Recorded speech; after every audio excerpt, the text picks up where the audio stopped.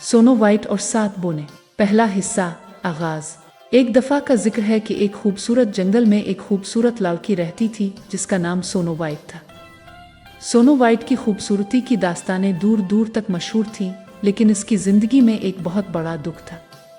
इसकी सौतेली माँ, जो बहुत हसद करती थी, इसे हमेशा नीचा दिखाने की कोशिश करती थी। एक दिन सौतेली माँ ने एक जादुई आईना बनाया और उससे पूछा, ये आईना सबसे खूबसूरत कौन है? आईने ने कहा, आप सबसे खूबसूरत हैं, लेकिन सोनो वाइट ने आपकी खूबसूरती को चैलेंज कर दिया है। दूसरा हिस्सा, खतरा। ये सुनकर सौतेली माँ ने फैसला किया कि इसे सोनो वाइट से निजात हासिल करनी होगी। इसने एक शिकारी को बुलाया और इसे हुक्म दिया कि सोनो वाइट को जंगल में ले जाए और वहां मार दे।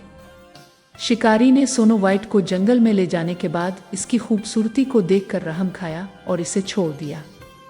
इसने सोनो वाइट को कहा कि वो कभी वापस न आए और सोनो वाइट जंगल में भटकने लगी। तीसरा हिस्सा, 7 बोने। जंगल में सैर करते हुए सोनो वाइट को एक छोटी सी झोंपड़ी नजर आई। जब इसने अंदर जाकर देखा तो वहां 7 बोने रह रहे थे। उनके नाम थे डवपीगप, स्लैप, हिप्पी, सुनी, बिल्निकी और गर्मी। सोनो वाइट ने उनसे मदद मांगी और बोने ने इसे अपने साथ रहने की दावत दी। सोनो वाइट ने उनके साथ रहना कबूल कर लिया और वो सब खुश हो गए। चौथा हिस्सा, नए दोस्त। सोनो वाइट ने बोने के साथ मिलकर उनके घर की सफाई की और उनके लिए खाना तैयार किया। बोने ने भी इसकी मदद की और उन्हें अपनी सच्चाई और दोस्ती का एहसास हुआ। वो सब खुशी खुशी रहने लगे। हर रोज सोनो वाइट और बोने मिलकर खेलते और गाने गाते थे। पांचवां हिस्सा, सौतेली माँ का मंसूबा। एक दिन सौतेली माँ ने अपने जादुई आईने से सुना कि सोनो वाइट जिंदा है और बोनों के साथ रह रही है। इसने फैसला किया कि अब वो खुद सोनो वाइट को मारेगी। वो एक बूढ़ी औरत का भेस बदलकर सोनो वाइट के पास गई और उससे पूछा, बेटी, क्या तुमने ये सेब देखा है? ये बहुत मज़ेदार है। सोनो वाइट ने वो सेब लिया, मगर जैसे ही इसने एक नवाला लिया वो बेहोश हो गई। छठा हिस्सा, बोने का पैगाम। जब 7 बोने घर वापस आए तो उन्होंने सोनो वाइट को बेहोश पाया। उन्होंने फौरन इस बूढ़ी औरत का पीछा किया, लेकिन वो भाग गई। बोने ने सोनो वाइट को पानी छिड़का, मगर वो बेहोश ही रही। उन्होंने इसे एक शीशे के ताबूत में रख दिया और जंगल के बीच रख दिया ताकि वो इसकी हिफाजत करे।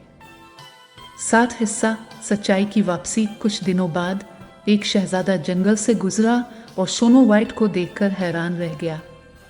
इसने इसकी खूबसूरती पर आशिक हो गया और उसे चूम लिया। इसके चूमने से सोनो वाइट की हालत बहाल हो गई। सोनो वाइट की आंखें खुल गईं और वो शहजादे को देखकर मुस्कुरा दी। 8वां हिस्सा, खुशी का मौका। सोनो वाइट और शहजादा मोहब्बत में पड़ गए और बोने ने उनकी खुशी में बहुत खुशी महसूस की। उन्होंने फैसला किया कि सोनो वाइट और शहजादा की शादी की जाएगी। गांव के लोग भी इस खुशी में शामिल हुए और शादी की तकरीबात धूमधाम से मनाई गई। 9वां हिस्सा, नया आगाज। शादी के बाद सोनो वाइट और शहजादा ने एक साथ खूबसूरत जिंदगी बसर की। सौतेली माँ को इसकी शरारतों की सजा मिली और वो हमेशा के लिए जंगल से दूर हो गई। सोनो वाइट, 7 बोने और शहजादा हमेशा एक दूसरे के साथ खुशी खुशी रहने लगे। सबक। कहानी हमें ये सिखाती है कि मोहब्बत, दोस्ती और सच्चाई हमेशा बुराई पर फतह हासिल कर लेती हैं और हमें कभी भी हार नहीं माननी चाहिए। सच्चाई के रास्ते पर चलने से हमें हमेशा कामयाबी मिलती है।